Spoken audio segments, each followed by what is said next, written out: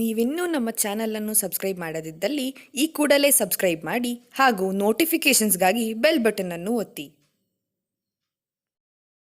ಬಿಹಾರ ಅಂತ ಒಂದು ಯಾರೋ ಹೇಳಿದ್ದಾರೆ, ಬೇರೆಯವರೇನೋ ಮಾತಾಡಿದ್ರು ಅಂತ ಅದನ್ನ ಹೆಸರು ಹೇಳೋದಿಲ್ಲ ನಾನು.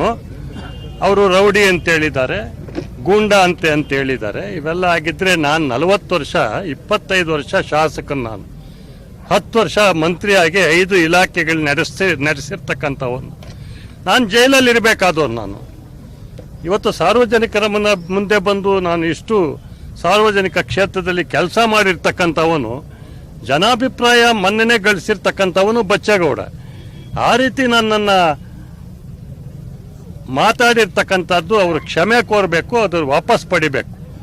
ಏನು ಅವರು ಬಿಹಾರ ಮಾಡ್ತಾರೆ, ಏನು ಮಾಡಿದ್ದೀನಿ ಬಿಹಾರ? ಹೊಸಕೋಟೆನ ಯಾರು ಬಿಹಾರ ಮಾಡಿದ್ದು ಅಂತ ಹೇಳಿದ್ದು? ಬಿಹಾರ ಹೊಸಕೋಟೆ ಆಗಿದೆಯಾ? ನೋಡಿ ಹೊಸಕೋಟೆ ಅಭಿವೃದ್ಧಿ ಆಗಿರ್ತಕ್ಕಂಥದ್ದು. ಆ ಕ್ಷೇತ್ರ ಇವತ್ತು ಯಲಹಂಕ ಪಕ್ಕದಲ್ಲೇ ಇದ್ದಾರೆ, ಅವ್ರ ಕ್ಷೇತ್ರ ಅಭಿವೃದ್ಧಿ ಆಗಿರೋಂಥದ್ದು ನೋಡಿ. ಅಭಿವೃದ್ಧಿ ಆಗಿರೋದ್ರಲ್ಲಿ ಹೊಟ್ಟೆ ಕಿಚ್ಚು ಪಡಬಾರ್ದ್ರಿ. ಯಾರೇ ಆಗಲಿ ಒಳ್ಳೆ ಕೆಲಸ ಮಾಡಿದ್ದಾರೆ ಅನ್ಬೇಕು ಆ ಕ್ಷೇತ್ರಕ್ಕೆ. ರಾಜಕೀಯದಲ್ಲಿ ನಾಯಕನ ನಿರೀಕ್ಷೆ ಮಾಡುವಂಥದ್ದು ಜನ ಅಭಿವೃದ್ಧಿಯ ಪರವಾಗಿ, ಜಿಲ್ಲಾ ಅಭಿವೃದ್ಧಿಯ ಪರವಾಗಿ, ತಾಲೂಕು ಅಭಿವೃದ್ಧಿಯ ಪರವಾಗಿ, ಅಂದರೆ ಡೆವಲಪ್ಮೆಂಟ್. ಇವತ್ತು ಮೋದಿಯವರ ಅಜೆಂಡಾ ಫಸ್ಟ್ ಡೆವಲಪ್ಮೆಂಟು ಅವರ ಅಜೆಂಡಾ. ಎಲ್ಲ ರೀತಿಯಲ್ಲೂ ಅನುಕೂಲ ಆಗುತ್ತೆ. ಒಬ್ಬ ಅಭ್ಯರ್ಥಿ ಇಲ್ದಿದ ಮೇಲೆ ಆ ಮತ ಬಚ್ಚೇಗೌಡನಿಗೆ ಬರ್ತದೆ, ನನಗೆ ಚಾಯ್ಸ್ ಮಾಡ್ತಾರೆ.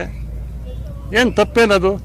ಬಚ್ಚೇಗೌಡನಿಗೆ ಬರ್ತದೆ. ಅದು JDSಗೆ ಕೊಡಬೇಡ ಅಂತ ಯಾರೂ ನಿರ್ಬಂಧ ಮಾಡೋದಿಲ್ಲ. ನೋಡಿ, ಲೋಕಸಭಾ ಚುನಾವಣೆಯಲ್ಲಿ ಬೇರೆ ಚುನಾವಣೆಗಳ ರೀತಿ ನಡೆಯೋದಿಲ್ಲ. ಲೋಕಸಭೆ ಚುನಾವಣೆ ದೃಷ್ಟಿನೇ ಬೇರೆ, ಮತದಾರನದು ದೇಶದ ದೃಷ್ಟಿ ನೋಡ್ತಾನೆ ಮೇಲಕ್ಕೆ. ಯಾರು ಅದಕ್ಕೆ ಸರಿಯಾಗಿ ನಡೆಸುವಂತ ನಾಯಕರು ಅನ್ನೋದನ್ನ ನೋಡ್ತಾ ಇದ್ದಾರೆ. ಹಾಗೆ ಲೋಕಸಭೆಗೆ ಓಟ್ ಕೊಡುವಂತ ವಿಧಾನನೇ ಬೇರೆ. ಆ ದೃಷ್ಟಿಯಲ್ಲಿ ನಾನು ಆಯ್ಕೆ ಆಗ್ತೀನಿ ಅಂತ ನಾನು ಹೇಳ್ತಾ ಇರ್ತಕ್ಕಂಥದ್ದು. ಮೋದಿಯವರ ಗಾಳಿಯಲ್ಲಿ, ದೇಶದ ವಿಚಾರದಲ್ಲಿ, ಈ ಭಾರತದ ವಿಚಾರದಲ್ಲಿ, ಮತ್ತು ನಾನು ಬಚ್ಚೇಗೌಡ. ನನಗೆ ಅನುಕಂಪದ ಅಲೆ ಇದೆ ರೀ. ಬಚ್ಚೇಗೌಡರನ್ನ ಗೆಲ್ಲಿಸ್ಬೇಕು, ಓಡಿಸಿ ಕಡಿಮೆ ಮತದಲ್ಲಿ ಸೋಲಾಯ್ತು. ಈ ಸಾರ್ತಿ ಅವ್ರನ್ನ ಗೆಲ್ಲಿಸಿ ಕಳಿಸ್ಬೇಕು ಅಂತೇಳಿ ಅನುಕಂಪದ ಅಲೆ ಇದೆ. ಅವರು ಒಳ್ಳೆ ನಮಗೆ ಅವ್ರು ಹೇಳ್ದಾಗೆ ನಡ್ಕೋತಾರೆ ಅನ್ನೋದು ಜನದ ಮನಸ್ಸಿನಲ್ಲಿದೆ. ಅದೇ ರೀತಿ ನಾನು ಕಾರ್ಯ. ನಮ್ಮ ವಿಡಿಯೋ ಇಷ್ಟವಾಗಿದ್ದಲ್ಲಿ ಲೈಕ್ ಮಾಡಿ, ಕಮೆಂಟ್ ಮಾಡಿ ಹಾಗೂ ಶೇರ್ ಮಾಡಿ. ಮತ್ತಷ್ಟು ವಿಡಿಯೋಸ್ಗಳಿಗಾಗಿ ನಮ್ಮ ಚಾನಲನ್ನು ಸಬ್ಸ್ಕ್ರೈಬ್ ಮಾಡಿ.